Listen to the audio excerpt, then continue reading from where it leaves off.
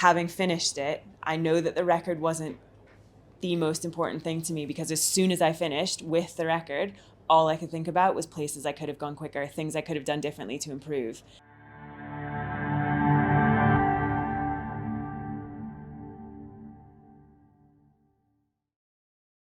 Welcome to Kendal Mountain Festival. I'm here with Jamie Aaron, endurance athlete, adventure racer and ultra runner, who earlier this year took on an epic Munro challenge, summiting all 282 summits in Scotland above 3,000 feet, cycling, running and kayaking between them to boot in a record-shattering 31 days and 10 hours. Jamie, wow. And welcome. I've got so many questions that I want to ask you about, but first of all, are you enjoying the festival? Can you tell me what you've been up to? Oh, I've been absolutely loving it. It's grown so much over the last couple of years since the last time I was here, and I've been to film sessions, the North Face session. Yesterday I got to see a session at the Bothy with Mick Fowler, stood behind Chris Bonington, imagine being here is the equivalent that some people feel like Hollywood celebrities, and I just go around kind of gushing at all these people that I just think are absolute legends. Highlight was absolutely Jenny Graham interviewing Lee Craigie yesterday as part of the book festival, so all of that's kind of new since the last time I was here. It's really exciting. Love it. Amazing. Love the buzz. Amazing. And you're so right. I love that thing. It totally is for this community, like having their celebrities walking out. They are celebrities, and you're one of them. Yeah, well. You're going to be talking later this morning about, I think, your Munro challenge earlier this year. Yeah. Just briefly, for anybody who is unfamiliar with what a Munro is and the landscape of Scotland and what that means, could you just fill us in? Yeah, so as you said, a Munro is a classification of hills that's specific to Scotland. So it's those hills that are above 3,000 feet, and there are certain kind of qualifications that they have to be a certain distance apart and a certain amount of elevation loss and gain between them to count as separate Munros. There are 282 of them. That number has fluctuated a wee bit over the last kind of decade, depending on kind of surveys, and as we're getting better and better at figuring out what 3,000 feet is exactly. So 282 is the number I was going for.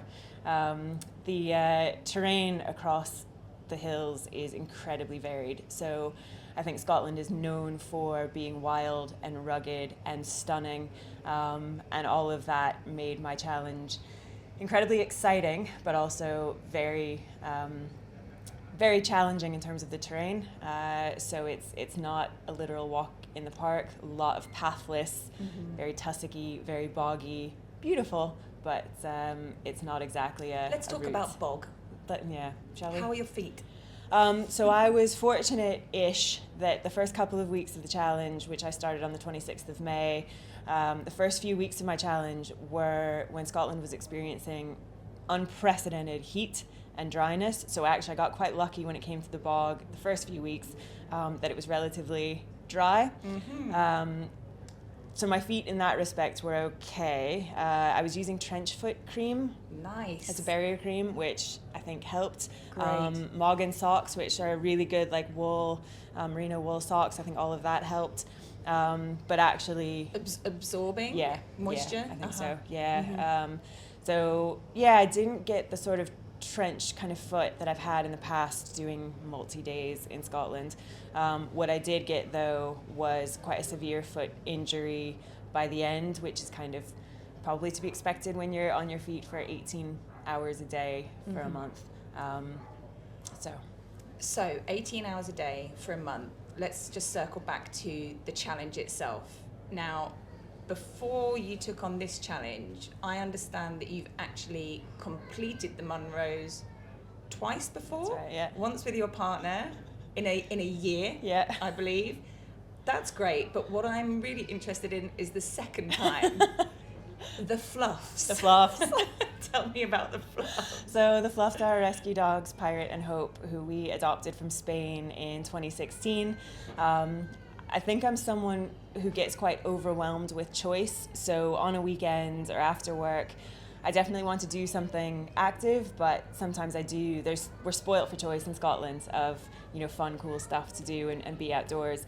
So actually, when we rescued the fluffs, as they are known to everyone because they are ridiculously fluffy, it just was a really good opportunity. I'm also a lover of a list, so it was quite good just to say, actually, I'm going to chaperone them on a Munro round, and it meant that on those weekends when I was kind of lost for a specific thing to do, I went through my list and we, I was going to say we route plan together. They're pretty rubbish route planners. But actually, interestingly, I did have to amend routes compared to how Andy and I had done them years before, because there was terrain that they couldn't necessarily go on. Did they go on the in-pin? They did not. So I say I completed a second round. They didn't do the Coolin because I knew that would be for me and not for them. And the Gabbro on the Coolin is quite abrasive. It's really abrasive. And I'm not sure if there has ever been a dog on the Coolin Ridge, or specifically the inaccessible pinnacle, but we probably would not recommend that, right? Yes, correct. I certainly wouldn't recommend it. I think some people have probably brought their dogs in rucksacks and things. My dogs are 25 and 21 kilos, so I wasn't exactly going to rugby tackle them into going up the in-pin. And again, that wouldn't have been for them. It would have been for me to say I had two dogs that did the Coolin Ridge, which isn't what I'm after. But what a great thing to have done. And so just tell me how you then came to actually deciding to try and go for the record. So I think the record idea came second to the idea of the self-propelled. So as you said, this third round that I've now done, the distinct difference was kayaking and cycling and crawling and walking and, being completely under my own steam to get between every single summit. Wow. So the idea, I suppose, was initially inspired by Donnie Campbell, who held the record previously. Hearing him talk about the round just kind of planted that seed in my head of, I've done it in a year with Andy, and we actually only took 1 day of annual leave each to do that, so we were working full time. Wow. Ironically, that was probably a more relentless year than just bashing it out in a month. But hearing Donnie speak planted that seed in me of, I quite liked the multi-sport idea of it. I really like adventure racing, and I don't love running. I don't really even like running, but the idea of kind of combining, I love paddling, I really enjoy cycling, and the logistics behind all of it is definitely a strength of mine. I love a good spreadsheet. Nice. I love a good plan. And I kind of identified that there were ways that doing the round in a self-propelled way could play to my strengths, perhaps more than other activities, other events. So it just kind of planted that seed, and then I found myself, and I didn't say anything to anyone about that, and then months later it was still kind of niggling away at me, and I thought, actually, do you know what? I want to see how quickly I can do it, and that wasn't necessarily about a record. It was about how quickly can I do it at my fastest, and at my most organized, and my most, creative, my most sleep deprived. If all of these things come together, what can I make happen? And so pulled together an enormous team of supporters to come and help. And then I'm not going to lie, the record was definitely then, once I was kind of pulling the spreadsheets and things together, having that as a kind of as a pseudo target to help me schedule around was really helpful, so that I had, had that aim as a number. But actually, having finished it, I know that the record wasn't the most important thing to me, because as soon as I finished with the record, all I could think about was places I could have gone quicker, things I could have done differently to improve. So that wasn't about the record, that was about being as quick as I could be. But does that mean... No. Definitely no, not. It does not. Definitely I think not. it would lead to divorce and the loss of a lot of friends. No. One thing I'm really interested to ask you, for the discerning listener will have noticed that you do not have a Scottish accent. You're from California. When, how, and why did you make a move from the Sunshine State to Scotland? It's an excellent question, which I often ask myself, especially on a dreich Scottish day. So I left California when I was quite young. I was only 17, and I went to uni in Chicago. So I've not actually lived in California for a very long time now. Frighteningly long time, since I was 17. When I graduated from having completed a master's in New York many years later, I'm a social worker, and I wanted to practice social work outside of the States. I was really interested in learning social policy of another country English is my first language, so I was a little bit limited in where I could go.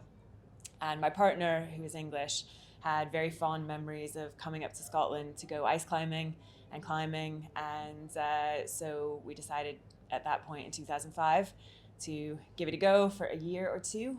And we're now 2023 and we haven't left.